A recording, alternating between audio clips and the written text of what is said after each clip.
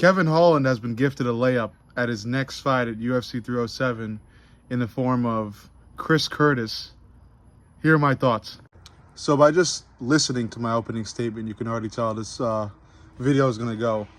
But I had assumed that next up for Kevin Holland was Shara Bullet, a.k.a. Sharaputin Magomedov, who is another rising star next to Michael Venom Page, who Kevin Holland already fought and lost to. But it seems that the UFC has, taken his welfare into consideration and given him somebody, I'm not going to say more his speed, but a bit under his speed. So next up for Kevin Holland is Chris Curtis. Chris Curtis, dear friend of Sean Strickland. I would consider him more of a brawler when referring to his fight skill and fighter type. But this should be a, pretty easy fight for Kevin Holland, I'm not going to lie, because Kevin Holland is the longer fighter. I feel like Kevin Holland can, simply rely on, long 1-2s or rangy kicks to keep Curtis back and essentially beat him up throughout the whole fight. This really isn't that difficult of a fight for Kevin Holland. I know Kevin refers to himself as a, I'll fight anyone type of guy, but again, this is more so, I mean, in my opinion at least, this is more so pretty simple night out for Kevin Holland here, which is good for him. I'm not saying Kevin Holland's bad. I personally like Kevin Holland, so I like this fight for him because it's another one in the win column. And I'm really going about this real confident because, again, I feel like this fight plays out to a lot of Kevin Holland's advantages and his talents. Again, most of which are ones that you find in a lot of taller fighters. A lot of fighters with long arms who have, excellent striking, who can, again, rely on those rangy 1-2s, rangy punches, rangy kicks to keep the shorter opponent, their opponent, far away from them, while also beating them up round after round. So, again, pretty good fight for Kevin Holland. All Kevin really has to do is not let Chris get in close. I feel like this fight is just going to be on the feet. I don't really see it going to the ground. I don't think Kevin's going to try to shoot any takedowns. I don't really think Chris Curtis is going to try to shoot for takedowns. I think the two are really just going to try to go at it on the feet.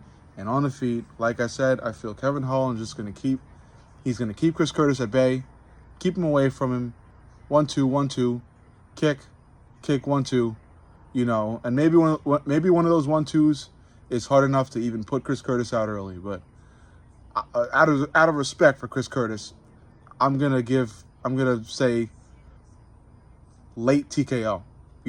I'm not gonna go with an early one. I feel like, these two will feel each other out for at least one round.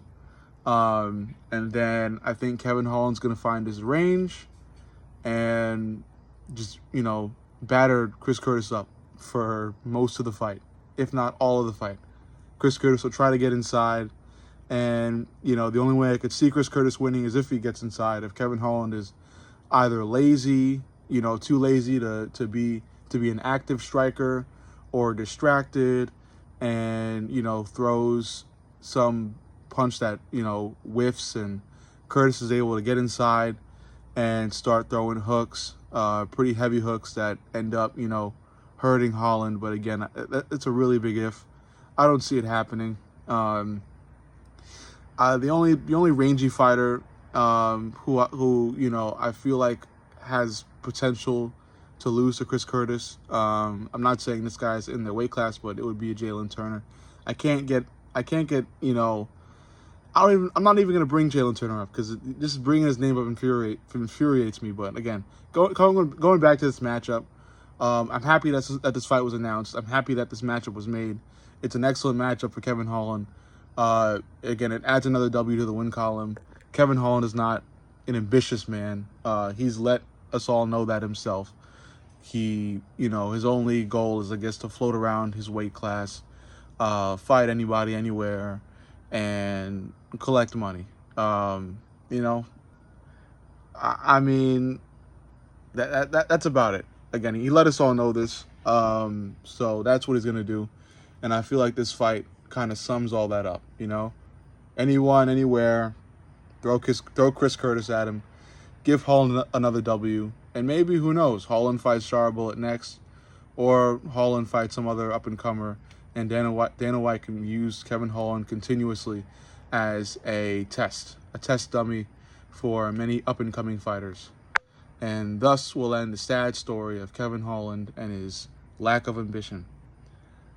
That's it for the video. I just wanted to do that little cover up for this fight, and I've got a bunch more upcoming fights to cover, but that'll be the one for today. What the fuck do you guys think?